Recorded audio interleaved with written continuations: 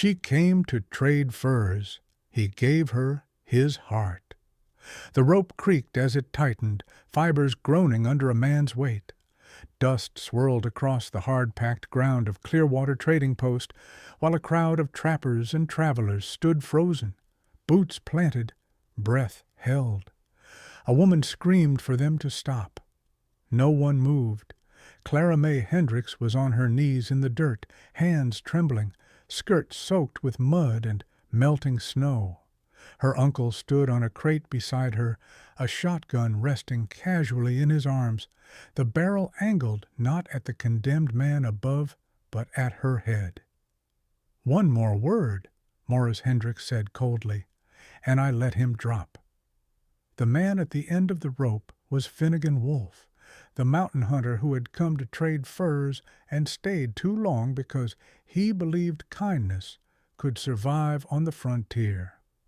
Blood trickled from his brow where he had been struck. His wrists were bound behind him, yet his eyes were calm, fixed not on the noose, but on Clara. "Look at me," Finn said gently. "Don't beg him." Tears streamed down Clara's face as the wind carried the smell of pine smoke and fear. Around them, the trading post loomed silent, its wooden walls scarred by years of greed and violence. No lawman, no judge, just a rope, a gun, and a man who believed he owned another human being. "You came to trade furs," Morris sneered. "Instead you stole what belongs to me." Finn's voice dropped, steady as stone. "She was never yours." Morris smiled and kicked the crate. The rope snapped taut. Clara screamed as Finn's boots jerked inches above the ground, his body swinging, the crowd finally gasping as reality crashed down on them. And in that moment, as Clara clawed at the dirt and the mountain wind howled through Bitterroot Pass, it became clear this was not a simple love story. This was a story about cruelty mistaken for power, about silence mistaken for law, and about what happens when a gentleman finally decides he will not kneel to evil. Before we rewind to see how a fur trade led to a noose and a woman found her voice in the dirt, tell me this: where are you right now, and what are you doing as you hear this story unfold? 2 months earlier, Clearwater Trading Post looked like most frontier outposts, clinging to the edge of the Montana Territory. A handful of buildings crouched beside a frozen creek, their roofs sagging under early snow. Men came and went with rifles on their backs and hunger in their eyes. Furs, whiskey, bullets, and debt changed hands daily. What passed for order was whatever the strongest man decided it was. That man was Morris Hendricks. He owned the trading post, the storage sheds, and the only reliable supply route within 50 miles. He extended credit, kept ledgers, and made sure every trapper owed him something by winter.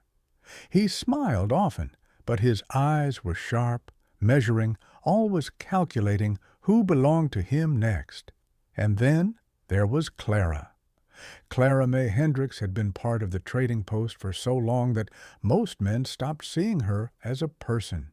She was simply there, sweeping floors before dawn, hauling crates that bruised her arms, cooking stews that others ate first.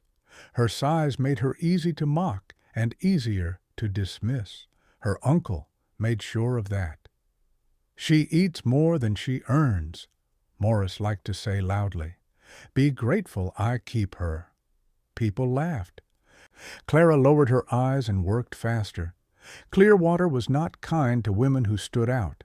Saloon girls were protected only while profitable. Wives were expected to endure. A woman with no husband, no wage, and no beauty by frontier standards had exactly one role: survival. Finnegan Wolfe entered that world like a wrong note in a harsh song. He arrived one cold October morning with frost still clinging to his beard and a pack of prime furs slung across his back. He moved slowly, deliberately, as if the town's noise did not dictate his pace. Nearly 7 feet tall, broad-shouldered, dressed in hand-stitched buckskin, he looked like a man carved from the mountains themselves. Some men stepped aside without knowing why. Finn was not wanted, feared, or admired. He was something more unsettling. He was independent.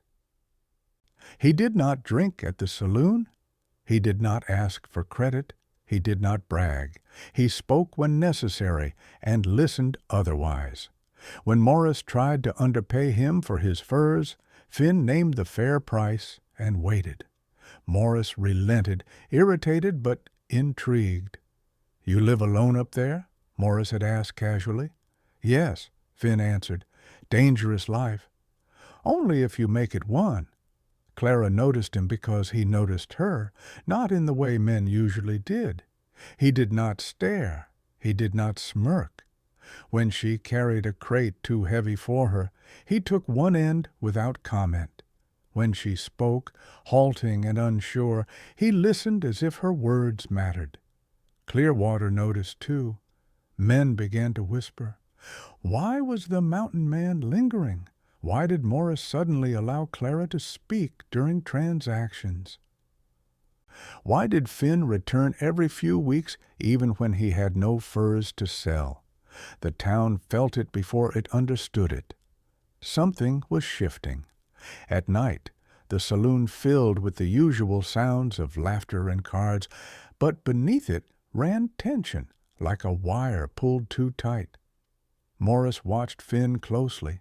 Finn watched Clara grow quieter, more guarded, as if she feared hope more than loneliness. Clearwater ran on unspoken rules. You did not interfere with another man's household. You did not challenge the man who controlled supplies, and you did not fall in love with what the town had already decided was worthless. Finnegan Wolfe was doing all three, and Clara, for the first time in her life, was beginning to imagine a world beyond the trading post walls, a dangerous thing in a place that punished dreams. This is where the story truly begins. Long before Finnegan Wolfe ever set foot in Clearwater, the mountains had already taught him what loss felt like. He had not always lived alone. 10 years earlier, Finn wore a cavalry coat and answered to a trumpet instead of the wind. He had marched south with men who believed flags made them immortal. Somewhere along a dry riverbed in Wyoming Territory, a mistake was made. Orders misunderstood. A warning shot fired too late. A homestead burned that night. Finn could still see it when sleep betrayed him. A woman screaming for her children. A boy no older than 12 running toward the trees. Finn raising his rifle, hesitating for half a breath too long. Another soldier firing, the boy falling. The court-martial cleared Finn of wrongdoing. Accidents happened, war was chaos, but the mountains never lied to him the way men did. He left the army with a scar on his shoulder and a heavier one behind his eyes. He walked north until the land rose and the noise of people fell away. He built his cabin with his own hands and learned which silences healed and which ones accused. Since then, Finn's hands never shook when hunting, only when he touched a rifle in town, only when children ran past him laughing. His goal had been simple for years: live quietly, harm no one, owe nothing, leave no footprint that could hurt another soul. Then there was Clara. Clara's wounds were not loud. They did not bleed openly. They lived in habits and apologies. She apologized when spoken to, apologized for taking up space, apologized for eating, for breathing too hard, for existing in a body that had been mocked, controlled, and starved of kindness since childhood. After her parents died of fever, Morris had taken her in with a smile and a ledger. Love was never offered. Work was. Clara learned quickly that obedience meant survival. Resistance meant hunger, cold, or words sharp enough to cut deeper than fists. By 28, she had learned not to want things. Wanting only led to disappointment or punishment. Books became her secret rebellion. Dreams were kept small and quiet, folded away like forbidden letters. And yet, when Finn spoke to her, something painful stirred. He never rushed her words, never commented on her body, never treated her labor as invisible. When he brought books, he did not frame them as charity. He framed them as shared ground. That terrified her, because hope, once awakened, demanded answers. At night, Clara lay on her narrow cot listening to the trading post creak in the wind. She imagined Finn's cabin, the way he spoke of the mountains, not as something to conquer, but something to belong to. She imagined safety, then immediately scolded herself for foolishness. Men did not choose women like her, not for love, not for a future. Finn wrestled with his own fear. He knew what attachment cost. He knew how easily good intentions turned into destruction. Loving Clara meant standing in Morris Hendricks' shadow. It meant conflict, exposure, risking the quiet life he had bled to earn. Some nights, Finn sat by his fire staring at the door, telling himself not to return to Clearwater, that he was only prolonging something that could end badly. But every time he imagined not seeing Clara again, the silence felt wrong, heavy. Like the quiet before another fire, his want was no longer vague. He wanted to protect her, not as a savior, as an equal. He wanted to hear her thoughts unguarded, to see her walk without shrinking, to build a life where no one counted her worth in labor or weight. And that scared him more than gunfire ever had, because wanting meant choosing, and choosing meant standing still when every instinct told him to disappear into the mountains again. Neither of them knew it yet, but their private wounds were already pulling them toward the same question. How much pain are you willing to face to stop running? The man who tipped the balance did not arrive quietly.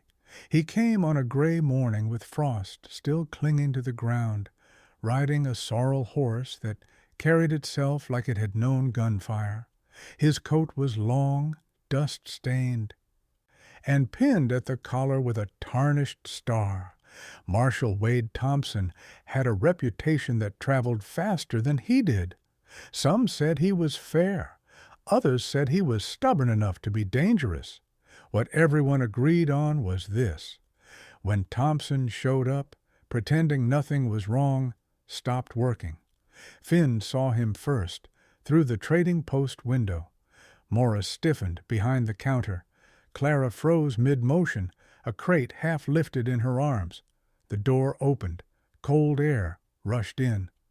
"Mornin'," Thompson said, voice calm, eyes already scanning the room. "Coffee if you have it, and answers if you don't." Morris forced a smile. "Marshal, what brings law this far out?" "A trail of complaints," Thompson replied. "Underpaid labor, threats, a young woman who hasn't been seen in town except to work." His gaze landed on Clara. She lowered the crate slowly, hands trembling. Finn stepped forward without thinking. Not aggressive, not submissive, simply present. "She works here," Morris said quickly. "Family arrangement." Thompson raised an eyebrow. "Family arrangements don't usually leave bruises on wrists." Silence thickened the room. Clara felt every instinct scream at her to deny it, to protect Morris, to keep the fragile balance that kept her fed. But when she opened her mouth, no words came. Finn spoke instead. "She doesn't get paid," he said evenly. "She works dawn to dark. She's threatened with the cold if she refuses. That's not family." Morris turned on him. "You don't belong in this." Thompson held up a hand. "Easy. No one's under arrest. yet. He looked at Clara again, softer now. "Miss, I need to ask you something, and I need the truth. Are you here because you want to be?" The room waited. Clara's throat burned. Years of fear pressed down on her chest. Saying no could cost her everything. Saying yes would be a lie she could never undo. She glanced at Finn. He did not nod, did not signal. He only met her eyes, steady and open, as if whatever she chose would be respected. "No," she whispered. Then louder, "No, I'm not," Morris exploded. "She's confused. She owes me. I took her in." Thompson stepped between them, hand resting near his holster. "You don't own people, Hendricks. You don't invoice childhood." He turned to Finn next. "You've been around her a lot. That makes you either part of the problem or part of the solution." Finn did not hesitate. "I want her safe, free, whatever that takes." Thompson studied him for a long moment. He noticed the way Finn stood slightly angled, protecting Clara without touching her. The old scar visible at his collar. The restraint. "All right," the marshal said. "Here's the deal." Morris was ordered to stand down pending investigation. Clara was to be free to leave the trading post immediately if she wished. No threats, no reprisals. "And you," Thompson said to Finn, lowering his voice, "if you take her with you, you're stepping into this whether you want it or not. Hendricks won't let go quietly." Finn nodded once. "I know." Thompson's eyes hardened. "If things turn ugly, you bring her to Fort Benton. I'll back you. But once you choose this road, you don't get to walk away when it gets hard." Finn looked at Clara. Not as someone to rescue, as someone to ask. "Do you want to come with me?" he said. The question changed everything. Clara's answer would not just decide where she slept that night, it would decide who she was allowed to become. Clara left the trading post with nothing but a wool shawl, a canvas bag of clothes, and the sound of Morris Hendricks shouting curses behind her. She did not look back. Finn walked beside her, not ahead, not behind, matching her pace as they moved into the trees and toward the long climb north. The first trial came before the sun even set. They had gone barely 5 miles when hoofbeats echoed from behind. Finn stopped, listening, one hand already near his rifle. Clara's breath hitched. 3 riders emerged from the trail, not strangers. Men who traded at Clearwater, men who drank Morris's whiskey and laughed at his jokes. "Finn," one called out, "Hendricks says you stole his girl." Finn stepped forward, placing himself between them and Clara. "She chose to leave?" One of the men spat into the dirt. "He's offering money to bring her back. Says she belongs to him." Finn's jaw tightened. "Then he's lying." The tension snapped when one rider reached for Clara's arm. Finn moved. The rifle butt came up hard, striking the man's shoulder and knocking him off balance. A second rider drew a pistol, but Finn fired first, the shot cracking through the trees and splintering a branch inches from the man's head. "Go," Finn said calmly. "Now." They went. Clara stood shaking as silence returned. Finn checked her carefully, his voice low and steady, grounding her back into her body. She realized then that danger was no longer theoretical. By choosing to leave, she had become a problem that powerful men wanted erased. That night, they made camp high on a ridge. Finn built the fire low and shielded. Clara watched his movements, efficient and practiced, and felt something unfamiliar rising beneath the fear. Trust. But fear does not leave easily. Later, as the fire crackled and the mountains breathed around them, Clara finally spoke. You could still turn back. Finn stared into the flames. So could you. She hugged her knees. I've spent my whole life surviving by staying quiet. What if I can't survive any other way? Finn looked at her then, really looked. Survival isn't the same as living. You don't have to be brave all at once, just honest. The second trial came days later, deeper in the Bitterroots. They were crossing a narrow pass when gunfire erupted from above. Rocks shattered. Clara screamed as Finn tackled her behind a fallen log. Bounty hunters. Morris had escalated. 2 men pinned them down while a third circled wide. Finn returned fire carefully, conserving ammunition, counting breaths. Clara's hands shook violently. Her old instinct screamed at her to curl inward and disappear. Instead, she crawled. Finn had taught her the basics during the quiet stretches: how to load, how to aim, how to breathe. She reached the dropped rifle beside him. Her fingers fumbled. A bullet struck the log inches from her face. "Clara," Finn said without looking at her, "if you don't want to do this, don't." She swallowed hard. "I do." She rose just enough to see the circling man. Her vision tunneled. The world shrank to the front sight. She fired. The shot went wide, but it made the man dive for cover. That second of chaos was enough. Finn shifted position, fired twice, and the bounty hunters fled into the trees. When it was over, Clara collapsed, sobbing and laughing at the same time. "I didn't freeze," she gasped. "I didn't freeze." Finn knelt beside her. "You chose yourself." But every victory carried a cost. By the time they reached Finn's cabin on Red Bear Mountain, rumors were already spreading. A woman stolen, a trader robbed, a hunter turned outlaw. The railroad men passing through Fort Benton whispered Finn's name with suspicion. A price was quietly discussed. Finn knew what that meant. The third trial was not violence. It was doubt. Weeks passed. Snow fell. Clara began to heal. She learned to cook meals that weren't scraps, to read by firelight without being mocked, to wake without dread tightening her chest. And then one night, Finn didn't come back from checking his traps. Clara waited. And waited. The old voice returned. "You were foolish to believe this would last.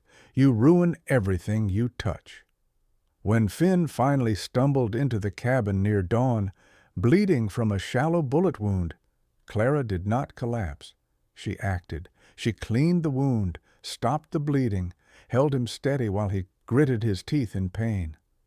"They're posting my name in town," Finn admitted weakly, "calling me a kidnapper." Clara's hands stilled. "This won't stop," she said quietly. "Not until Morris is exposed, not until the truth is loud enough." Finn met her eyes. "That road gets dangerous." "So does silence," she replied. The next weeks were the hardest yet. They traveled to settlements where Clara spoke to marshals, to traders, to women who had worked under men like Morris.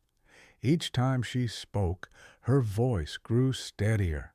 Each time, Finn stood nearby, not as her shield, but as her witness. Some doors slammed shut, others opened. Morris responded with fury. He burned Finn's outlying traps, sent threats, paid men to follow them, and through it all, Clara changed. She no longer shrank when men stared. She no longer apologized for taking up space. She learned to ride alone, learned to say no without explanation. Finn watched this transformation with something like awe and something like fear.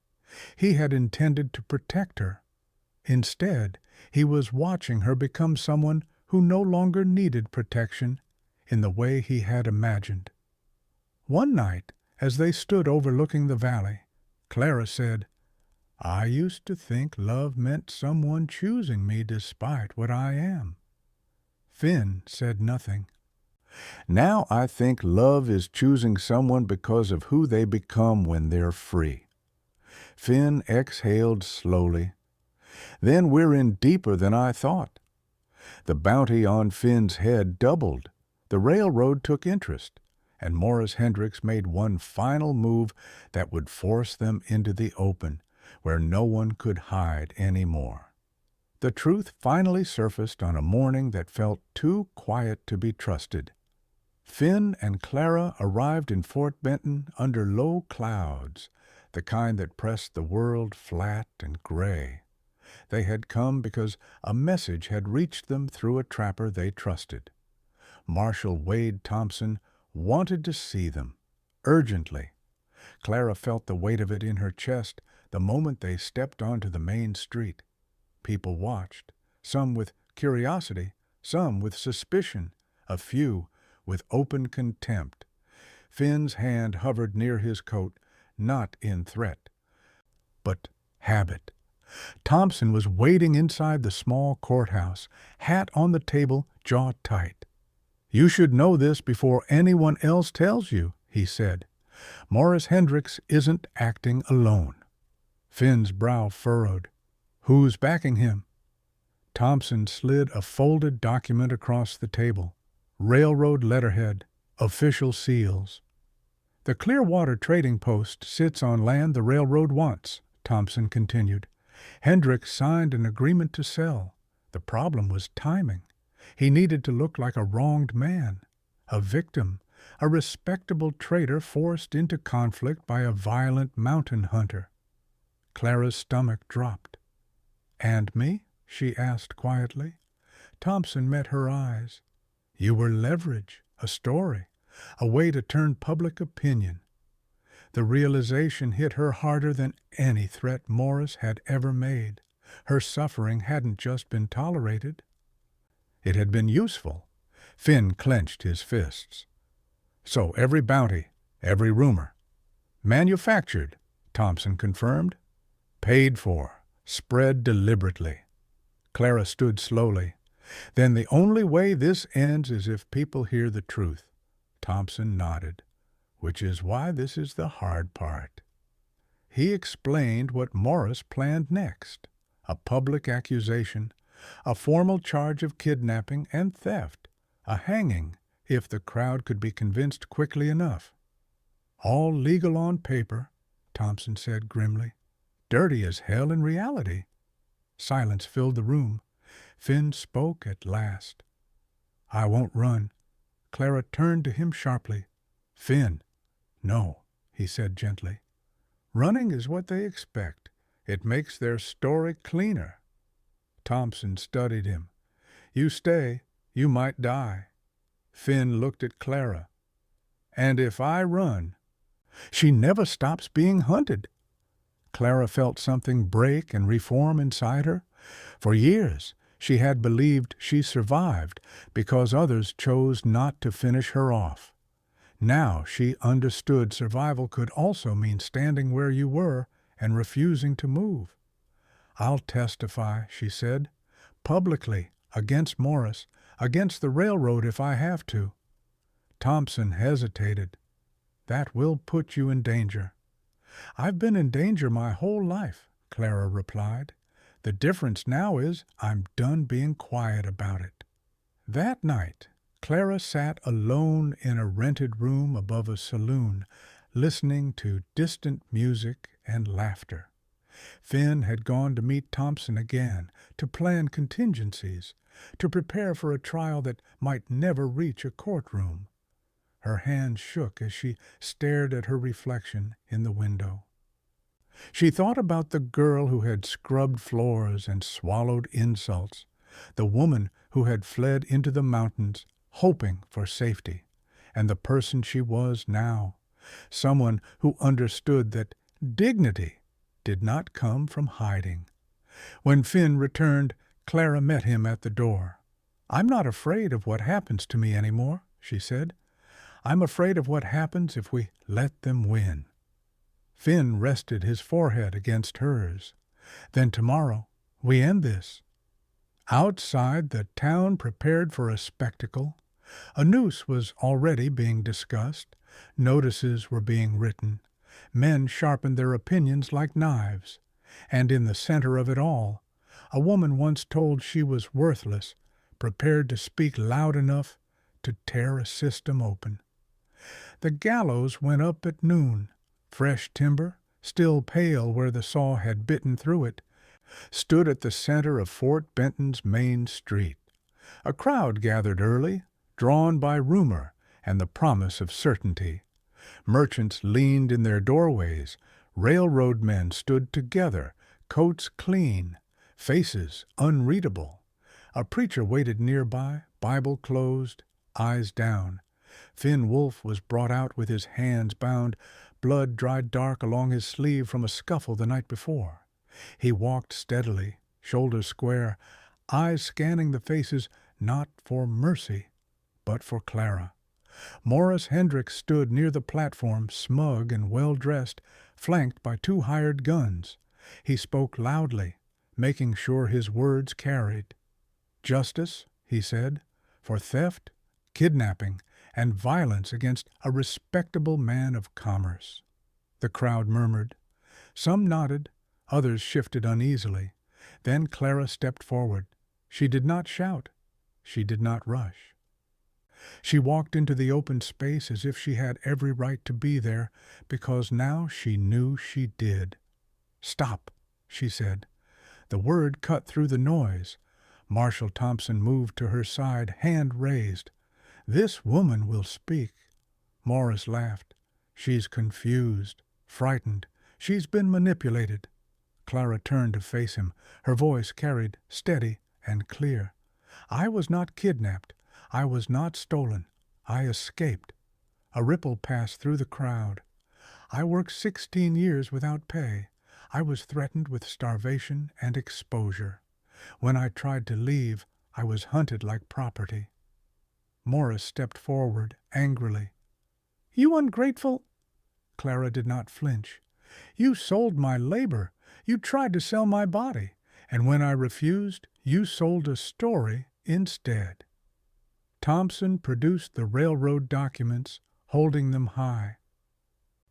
"These contracts prove Hendricks was paid to manufacture this accusation, to clear land, to remove witnesses." The railroad men stirred. One turned away. Clara looked at Finn then.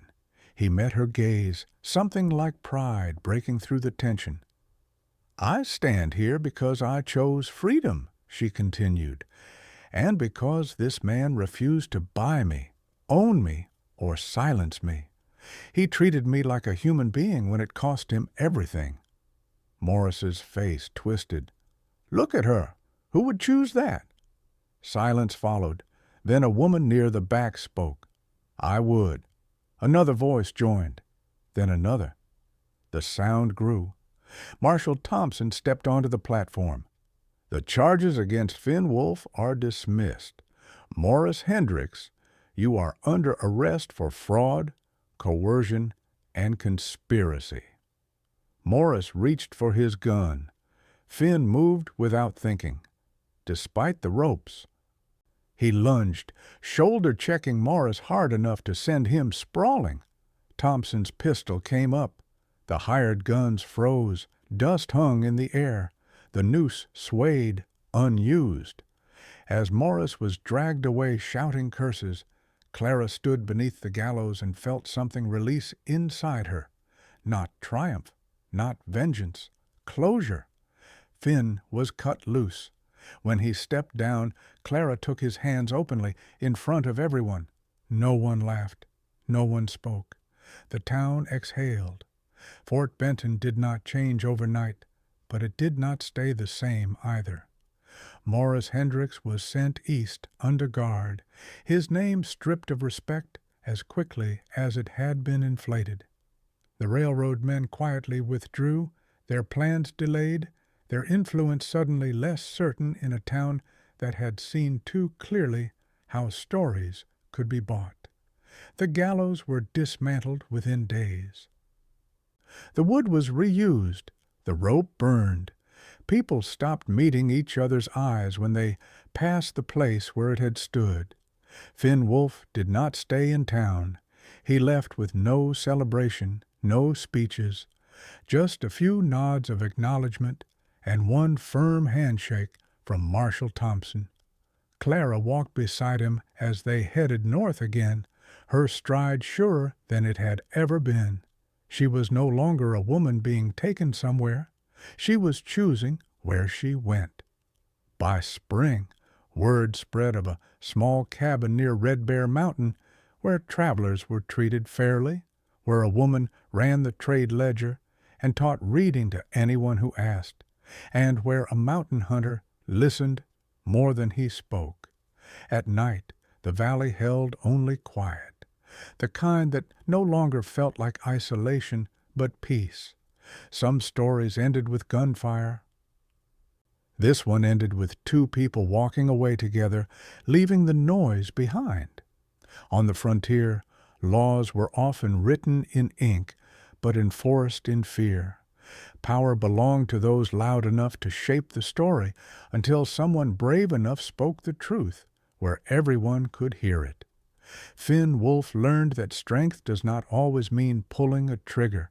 Clara learned that dignity is not granted by others, but claimed the moment you refuse to be owned. In a land where silence kept people alive, they chose a harder path and changed what survival meant. And now I ask you, as the dust settles and the fire burns low, where are you right now, and what are you doing as you hear the end of this story? Tell me in the comments.